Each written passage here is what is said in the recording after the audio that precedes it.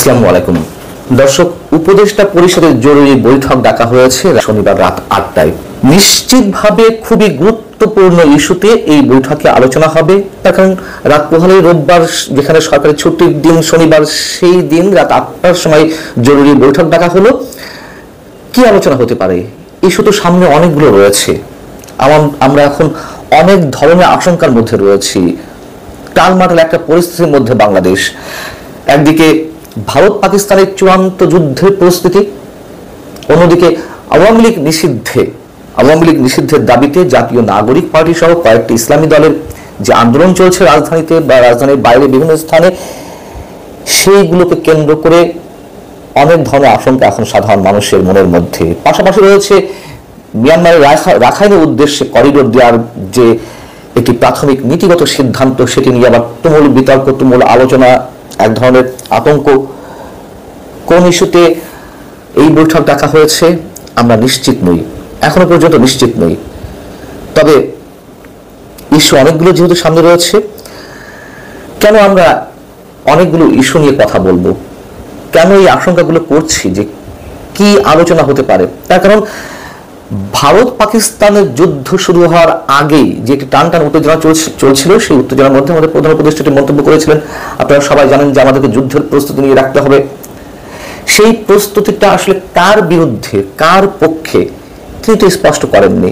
অনেক বলেন যদি বলতে হয় সশস্ত্র বাহিনীকে যে কোনো অনুষ্ঠানে, তাই তিনি বলেছেন,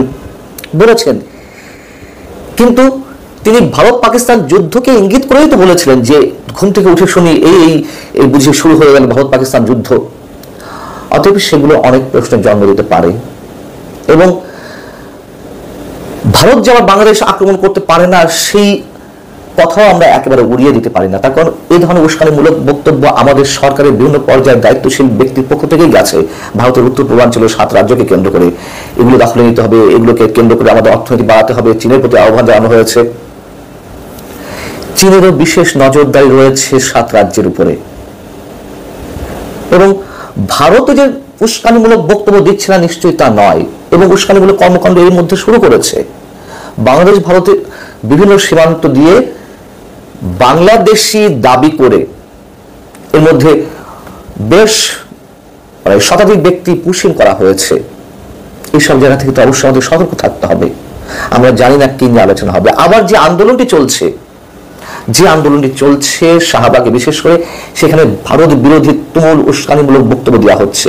এই যে ভারত বিরোধী বক্তব্য দেওয়া হচ্ছে, আন্দোলন চলছে আওয়ামী লীগ নিষিদ্ধের দাবিতে, সেখানে কেন ভারতের বিরুদ্ধে এই যে একটা উত্তেজনাকর পরিস্থিতি ভারত পাকিস্তানের মধ্যে এবং বাংলাদেশ সরকারের সাথে পাকিস্তানের মধ্যে একটি সখ্যতা এর মধ্যে গড়ে উঠেছে, যে সখ্যতা খুব দ্রুত গতিতে অস্বাভাবিক পর্যায়ে যাচ্ছে, এমন অজুহাত, এমন দাবিও তো অনেকে রয়েছে।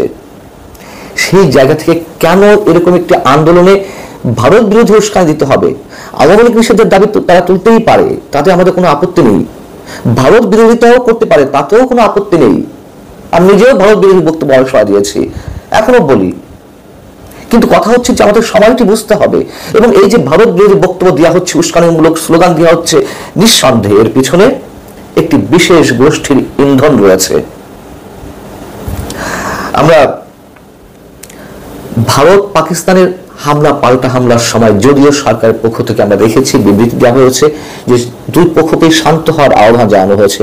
গুড, ঠিকই আছে। এটি যদি একেবারে সরকারের ভেতরকার ইচ্ছা হয়ে থাকে অবশ্যই আমরা সেটি সাধুবাদ জানাই, কিন্তু যদি কোনো ফর্মাল জায়গা থেকে এই বক্তব্যটুকু দেওয়া হয়ে থাকে, নিশ্চয়ই সেটি অনেক বেশি আশঙ্কার এবং আতঙ্কের।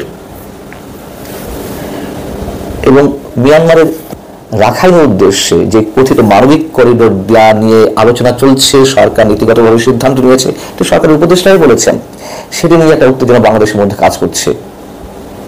এবং হঠাৎ করে আওয়ামী লীগ নিষিদ্ধের দাবি যদিও 5 আগস্টের পর থেকে উঠেছে, কিন্তু হঠাৎ করে এই যে উত্তেজনাটা সৃষ্টি করা এবং যুদ্ধাঙ্গহীন মনোভাব নিয়ে সাবেক ছাত্র সমন্বয়করা বা কয়েকটি ইসলামী দলের নেতারা, কর্মীরা যেভাবে জড়ো হয়েছেন, তাদের মধ্যে তাদের যে মানসিকতা বহিঃপ্রকাশ আমরা দেখছি, সেটা নিশ্চয়ই স্বাভাবিক কিছু নয়।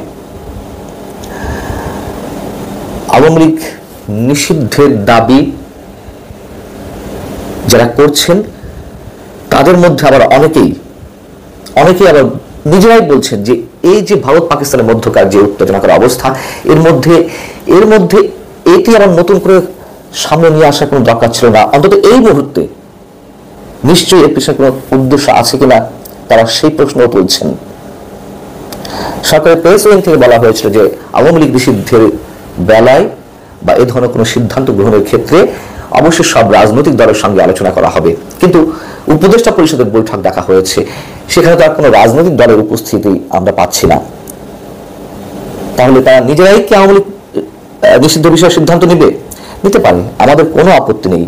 এবং আমি খেয়াল করলাম যে আওয়ামী লীগ নিজেও এই বিষয়ে খুব একটা চিন্তিত নয়। আমার মনে হয় তারা বেশ আরো খোশ মেজাজে আছে। তাদের অফিসিয়াল ফেসবুক পেজ খেয়াল করুন, সেখানে এত বিষয় নিয়ে পোস্ট করা হচ্ছে। সাবেক রাষ্ট্রপতি আব্দুল হামিদকে নিয়ে পোস্ট করা হয়েছে, সাবেক মেয়র নারায়ণগঞ্জের সেলিনা হায়াত আইভিকে নিয়ে পোস্ট করা হয়েছে, বিভিন্ন ঘটনা নিয়ে সেখানে মন্তব্য করা হচ্ছে। কিন্তু আওয়ামী লীগ নিষিদ্ধ বিষয়ে যে দুদিন ধরে তুমুল উত্তেজনা সৃষ্টি হয়েছে একটি বিশেষ পক্ষের মধ্যে, সেটি নিয়ে একটু শব্দটি নেই।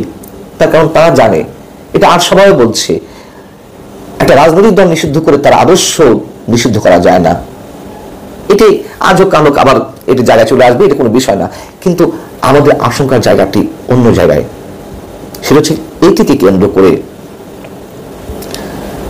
মিয়ানমারের রাখাইন ইস্যু কিংবা এই যে যুদ্ধ পরিস্থিতির কথা বলা হয়েছিল, প্রস্তুতির কথা বলা হয়েছিল,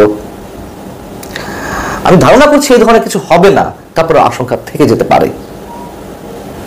এবং সরকারের মধ্যকার একটি পক্ষ তো অবশ্যই ক্ষমতাকে দীর্ঘায়িত করতে, বর্তমান সরকারের ক্ষমতাকে দীর্ঘায়িত করতে নানান ধরনের ব্লুপ্রিন্ট আঁকছেন, এমন আশঙ্কাও অনেকের।